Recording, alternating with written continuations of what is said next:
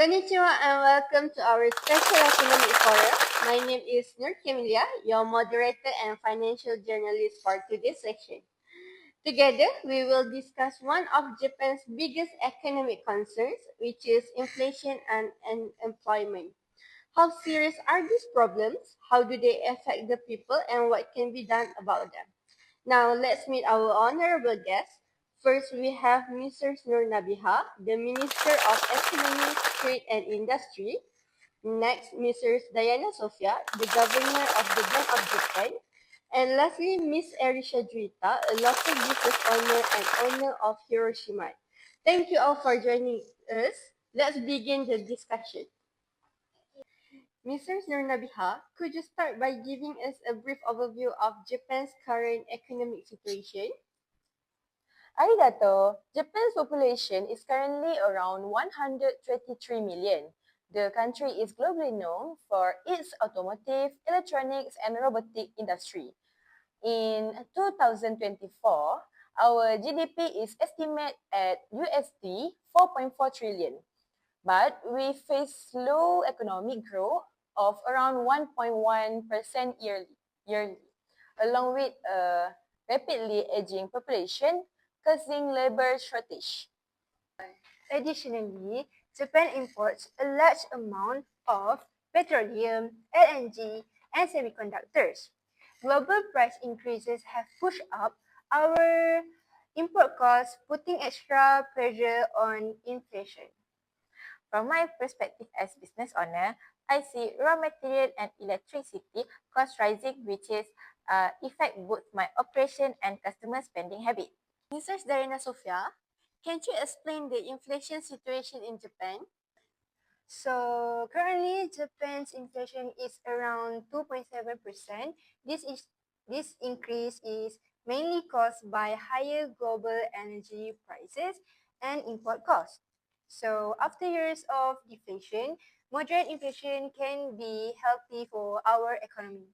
So now it encourages people to spend rather than save excessively. However, if inflation rises too quickly without wage increases, it could burden households, especially retirees. So, is this inflation a good or bad sign? A controlled inflation rate around 2% is ideal, but we must be careful not to let it rise too high, or it will reduce the people's purchasing power. Thank you, Mrs. Diana Sofia. Now, Mrs. Nunabiha, can you explain the unemployment situation in Japan? The unemployment rate in Japan is around currently 2.6%, which seems low, but the issue is structural unemployment. As our population ages and industry become more digitized, some sectors have to few young workers while others face skills mismatch. It's challenging for recent graduates to find jobs that suit their qualification. Could you give a clear example, please? For instance, the IT and robotic sectors lack skilled workers, while traditional retail jobs are declining. Young people need better training to keep up with these demands. Okay, now, Miss Erisha Juita, how has this situation affected your business? Price for raw material and utilities have increased significantly. I had to raise my product price a little, but some customer complain.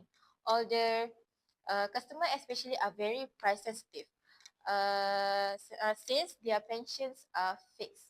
Have you also faced difficulties in hiring staff? Definitely, most young people prefer freelance or part-time work. It's tough to get reliable long-term employees. I think the government should offer better hiring incentive and training program for small business like mine. Let's talk about public policies now. Mrs. Diana Sofia, what is the Bank of Japan doing? Okay, so now we have maintained negative interest rates to encourage borrowing and spending. We're also continuing quantitative easing, by purchasing assets to inject liquidly into the market, aiming to stabilize inflation around the 2% target. And from the government side, Mr. Sunabiha, We recently introduced a Japanese yen 71.6 trillion stimulus package. It includes energy bill subsidies, cash assistance for low-income households, tax breaks for companies hiring women and elderly workers, and investment in AI and robotic sectors.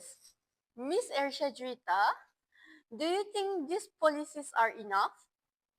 Honestly, while these initiatives are good for small business like mine, often struggle to access government fund due to complicated applications. Also, hiring incentive should be extended to small local shops, not just like corporations. I see, Arisha. I understand. We are currently reviewing our program to make them more SME friendly and simplify the application process. I agree. Monetary policy alone isn't enough. Government support and social policies must work together. Okay, let's end with final recommendations. We should gradually adjust interest rates when inflation stabilizes and increases investments in digital innovation. Strengthen labor policies, improve childcare support, and promote digital economy jobs, especially for young people. Simplify business assistance program and provide affordable technical training for young job seekers. Thank you very much to our panelists for such an informative discussion. Today, we've learned that Japan's inflation and unemployment problems are unique but manageable through teamwork between the central bank, government, businesses, and the people. Arigato gozaimasu! Thank you.